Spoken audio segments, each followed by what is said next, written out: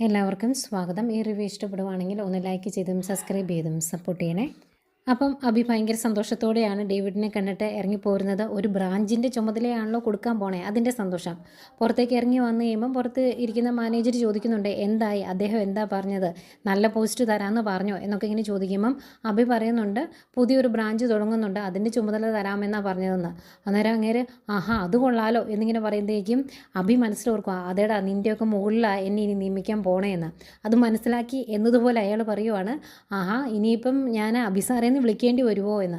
അപ്പോഴത്തേക്കും അബി കുറേ വിനിയും അങ്ങ് വാരി വിതറിയിട്ട് പറയുവാണ്, അങ്ങനെയൊന്നുമില്ല, ഞാനിപ്പോൾ മുങ്ങി താന്നോണ്ടിരിക്കുന്ന ഒരവസ്ഥയല്ലേ, അതിൽ നിന്ന് ചെറിയൊരു ആശ്വാസം അത്രയേ ഉള്ളൂ എന്ന്. ഏതായാലും അങ്ങേരോട് താങ്ക്സ് ഒക്കെ പറഞ്ഞിട്ട് അവിടുന്ന് ഇറങ്ങിപ്പോരുന്നു. പിന്നെ കാണിക്കുന്നത് ആദർശിനെയാണ്. ആദർശ് വേഷപ്രച്ഛന്നായി കുറേ കാര്യങ്ങളൊക്കെ കണ്ടുപിടിച്ച് തിരിച്ചു വരുവാണ്. അന്നേരം നയന് ചോദിക്കുന്നുണ്ട്, എന്തായി അവിടെ പോയിട്ട്, എന്തെങ്കിലും മനസ്സിലായോ എന്ന്. അന്നേരം ആദർശ് പറയുന്നുണ്ട്, സൗത്ത് ഇന്ത്യ മൊത്തം അവർക്ക് സ്വർണം കൊടുക്കാൻ സാധിക്കും, അവർക്ക് എന്നിലൂടെ സൗത്ത് ഇന്ത്യയെ അറിയാൻ സാധിക്കും എന്നൊക്കെ പറഞ്ഞപ്പോൾ ഭയങ്കര ഉത്സാഹത്തിലാണ്. ഈ ഡീൽ ഉറപ്പിക്കുന്നത് വരെ എനിക്ക് ഇടയ്ക്കിടയ്ക്ക് അവിടെ പോകാൻ സാധിക്കും.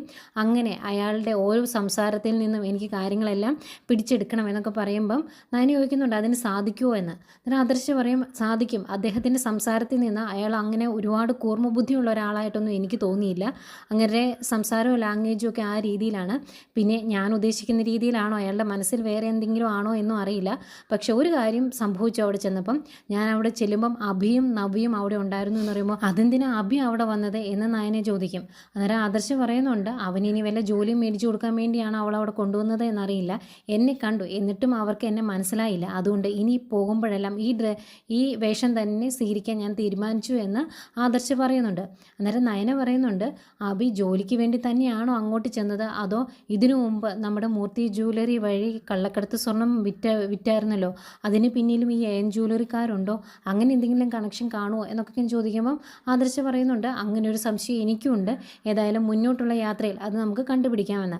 അത് കഴിഞ്ഞ് ഈ തലയൊക്കെ കെട്ടിവെച്ചേക്കുമല്ലേ, അതിൻ്റെ ഒരു ഇറിറ്റേഷനുണ്ട് ആദർശിന്, അതെല്ലാം ഊരിക്കളഞ്ഞ് ഒന്ന് ഫ്രീ ആകാൻ വേണ്ടി പോകുന്നു. പിന്നീട് അനിയാണ് കാണിക്കുന്നത്. അനി ആകെ വിഷമത്തില്ല. ആദർശ് ഇരുന്ന കസേരയിൽ ഇരിക്കാൻ എനിക്ക് ആകെ ഒരു വിഷമം. അങ്ങനെ വിഷമിച്ചിരിക്കും മുത്തശ്ശൻ വരുന്നു. മുത്തശ്ശൻ പറയുന്നുണ്ട്, നാളെ രാവിലെ തന്നെ എല്ലാ ദൈവങ്ങളെയും കുലദൈവങ്ങളെയും എല്ലാം കണ്ട് പ്രാർത്ഥിച്ച് നീ ആ സ്ഥാനം ഏറ്റെടുക്കണമെന്ന് പറയുമ്പം എനിക്ക് ഭയങ്കര വിഷമമാണ്. അന്നേരം മുത്തശ്ശൻ പറയുന്നുണ്ട്, ഇത്ര നാളും മൂർത്തി ജ്വല്ലറിയുടെ തലപ്പത്തിരുന്നത് ഈ കുടുംബത്തിൽ നിന്നുള്ളവർ തന്നെയാണ്, അങ്ങനെ അല്ലാതൊരു അവസ്ഥ എനിക്ക് ചിന്തിക്കാൻ പറ്റില്ല എന്നൊക്കെ പറഞ്ഞ് കുറേ ഉപദേശിക്കുന്നുണ്ട്. അപ്പോഴത്തേക്കും ജയനും അജയനും ഒക്കെ അങ്ങോട്ട് വരുന്നു. അന്നേരം അവരും കുറേ ഉപദേശിക്കുന്നുണ്ട്. അന്നേരം എന്നെ കൊണ്ട് സാധിക്കില്ല എന്ന് തന്നെ അനി പറയുമ്പോൾ മുത്തശ്ശൻ പറയുന്നുണ്ട്, നിനക്ക് പകരം പുറത്തുനിന്ന് ഒരാൾ ആ സ്ഥാനത്ത് ഇരിക്കേണ്ടി വന്നിട്ടുണ്ടെങ്കിൽ ഞാൻ മരിക്കുന്നതിന് തുല്യമാണ് എന്ന് പറയുവാണ്. അപ്പോഴത്തേക്കും ജയനും അജയനും ആകെ വിഷമവും, നീ ഇനി അച്ഛനെ ധിക്കരിക്കരുത്, അച്ഛൻ പറയുന്നത് കേൾക്കണം എന്ന് പറയുവാണ്. നേരം മുത്തശ്ശൻ അത്രയും വിഷമത്തോടെ പറഞ്ഞതുകൊണ്ട് അനി ഞാൻ ശ്രമിക്കാം എന്ന് പറയുന്നു. മുത്തശ്ശൻ റൂമിൽ നിന്ന് പോയി കഴിയുമ്പം അജയൻ പറയുന്നുണ്ട്, നിൻ്റെ അമ്മയെപ്പോലെ സ്വാർത്ഥതയോ അത്യാർത്തിയോ ഒന്നും എനിക്കില്ല, പക്ഷേ ഈ ഒരു സാഹചര്യത്തിൽ നീ അല്ലാതെ വേറെ ആരും ആ സ്ഥാനത്ത് ഇരിക്കാനില്ല, അതുകൊണ്ട് നീ ആവശ്യമില്ലാത്തൊന്നും ചിന്തിക്കരുത്, ആ സ്ഥാനം നീ ഏറ്റെടുക്കണം എന്ന് പറഞ്ഞിട്ട് അജയനും റൂമിൽ നിന്ന് പോകുന്നു. വിഷമത്തോടെയാണെങ്കിലും ചെയ്യാതെ വേറെ നിവൃത്തിയില്ലാത്ത അവസ്ഥയിലേക്ക് അനി എത്തുക. പിന്നെ കാണിക്കുന്നത് പിറ്റേ ദിവസമാണ്. രാവിലെ തന്നെ ദേവയാനി എഴുന്നേറ്റ് കുളിച്ച് വരുമ്പം ഫ്രണ്ടിലിരുന്ന് കോലം ഇടുന്ന നയനെ ഇങ്ങനെ മനസ്സിൽ ഓർക്കുക കേട്ടോ. നയനെ ഇങ്ങനെ കോലം ഇടുന്ന പോലെ കണ്ടിങ്ങനെ ചിരിച്ചുകൊണ്ട് അങ്ങോട്ട് വരുമ്പോഴാണ് റിയാലിറ്റിയിലേക്ക് വരുന്നത്. അവിടെ കോലം വരച്ചിട്ടുണ്ട്, പക്ഷേ നയനയില്ല. ആകെ വിഷമത്തോടെ കുറച്ച് നേരം നോക്കി നിൽക്കും. അതിനുശേഷം പൂജാമുറിയിലേക്ക് ചെല്ലുവാണ്. അവിടെ പോയി വിഘ്നേശ്വരന് മുന്നിൽ അനിക്ക് വേണ്ടിയും അതുപോലെ ആദർശനും നയനിക്കും എല്ലാവർക്കും വേണ്ടി പ്രാർത്ഥിക്കുകയൊക്കെ ചെയ്യുന്നുണ്ട്. ഈ സമയം അനി കൂർക്കം വലിച്ച് കിടന്ന് ഉറങ്ങുവാണ്. രാവിലെ എഴുന്നേറ്റിട്ടില്ല. MD സ്ഥാനം ഏറ്റെടുക്കേണ്ട ദിവസമാണ്. ജാനകി രാവിലെ ചെന്ന് വിളിച്ചെഴുന്നേൽപ്പിക്കുന്നു. അന്നേരം അമ്മ ഞാൻ കുറച്ച് നേരോടെ കിടന്ന് ഉറങ്ങട്ടെ, എന്നെ ശല്യം ചെയ്യല്ലേ എന്നൊക്കെ പറയുമ്പോൾ ജാനകി വഴക്ക് പറഞ്ഞ് എഴുന്നേൽപ്പിക്കും. എന്നിട്ട് നീ എഴുന്നേറ്റ് പോയി ഫ്രഷ് ആയിട്ട് വാ, ഞാൻ അപ്പോഴത്തേക്കും ചായ കൊണ്ടുവരാം എന്നൊക്കെ പറയുമ്പോഴും ഞാൻ ആ സ്ഥാനം ഏറ്റെടുക്കില്ല എന്ന് തന്നെ പറയുവാണ് അനി. അന്നേരം ജാനകി പറയുന്നുണ്ട്, ഇനിയും നീ ഇവിടെ ഉള്ളവരെ കൊണ്ട് പറയിപ്പിക്കരുത്, അവരെത്ര പ്രാവശ്യം നിന്നെ ഉപദേശിച്ചു, നിനക്ക് ഈ കാര്യങ്ങളൊന്നും മനസ്സിലാകുന്നില്ലേ എന്ന് ചോദിക്കുമ്പോൾ, അമ്മ ഈ ഒരു സ്ഥാനം എനിക്ക് കിട്ടാൻ വേണ്ടി ഒരുപാട് പ്രാർത്ഥിച്ചു കാണൂലേ, അമ്മയുടെ സ്വാർത്ഥതയ്ക്ക് ഇതുവരെ മാറ്റമൊന്നും വന്നിട്ടില്ലേ എന്നൊക്കെ ചോദിക്കുമ്പം ജാനകി പറയുന്നുണ്ട്, ഞാനല്ല ഇതൊന്നും തീരുമാനിച്ചത്, നിൻ്റെ മുത്തശ്ശനാണ്. പിന്നെ എൻ്റെ മകൻ ഇത്രയും നല്ല ഒരു നേട്ടം ജീവിതത്തിലുണ്ടാകുമ്പം അത് അവൻ സമ്മതിക്കാതിരിക്കണേ, അല്ലെങ്കിൽ അവനത് ഏറ്റെടുക്കാൻ സാധിക്കില്ലേ എന്നൊന്നും പ്രാർത്ഥിക്കാനുള്ള മനസ്സ് എനിക്കില്ല, അതുകൊണ്ട് എല്ലാം നല്ല രീതിയിൽ നടക്കണം എന്ന് ഞാൻ പ്രാർത്ഥിച്ചിട്ടുണ്ട്, അതുകൊണ്ട് ഇനി കൂടുതൽ സംസാരിക്കാൻ നിൽക്കാതെ നീ പോയി റെഡിയായിട്ട് വാ എന്ന് പറഞ്ഞ് നിർബന്ധിച്ച് അനിയെ റെഡിയാകാനായിട്ട് വിടുന്നു. എന്നിട്ട് എനിക്ക് ചായ ചായ എടുക്കാനായിട്ട് പോകുന്നുണ്ട് ജാനകി. ഈ സമയം ഭയങ്കര ദേഷ്യത്തിലാണ് നവ്യയ്ക്ക് തീരെ അങ്ങ് ഇഷ്ടപ്പെടുന്നില്ല അനി MD സ്ഥാനത്തേക്ക് വരുന്നത്. അങ്ങനെ കലിച്ച് നിൽക്കുമ്പോഴാണ് അങ്ങോട്ടേക്ക് അഭി വരുന്നത്. കാരണം താഴെ പൂജ നടക്കുവാണ്. അങ്ങോട്ടേക്ക് ചെല്ലാൻ പറഞ്ഞു എല്ലാവരും കൊണ്ട്, നമുക്ക് അങ്ങോട്ട് ചെല്ലാമെന്ന് പറയുമ്പം നവ്യ പറയുന്നുണ്ട് ഞാൻ അങ്ങോട്ട് വരികയില്ല. കുറച്ച് നാളുകൾക്ക് മുമ്പ് താൽക്കാലികമായി MD സ്ഥാനം കിട്ടിയപ്പോൾ അവൻ നിന്നെ അവിടുന്ന് അടിച്ചു പുറത്താക്കി. ഇപ്പം അവൻ ആ MD സ്ഥാനം സ്ഥിരമായിട്ട് ഏറ്റെടുക്കാൻ പോവുകയാണ്.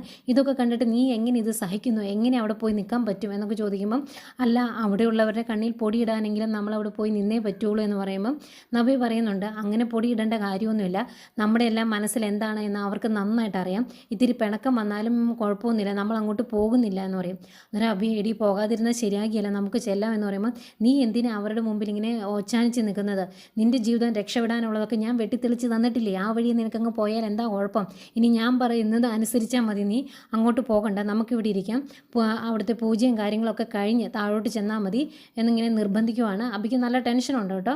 അന്നേരം വീണ്ടും നിർബന്ധിക്കുമ്പോൾ നിനക്ക് ഞാൻ പറഞ്ഞത് മനസ്സിലായില്ലേ, പോകുന്നില്ല നമ്മളെ എന്ന് ഉറപ്പിച്ച് നവ്യ പറയുന്നു. ആകെ വിഷമിച്ച് നിൽക്കുക അഭി.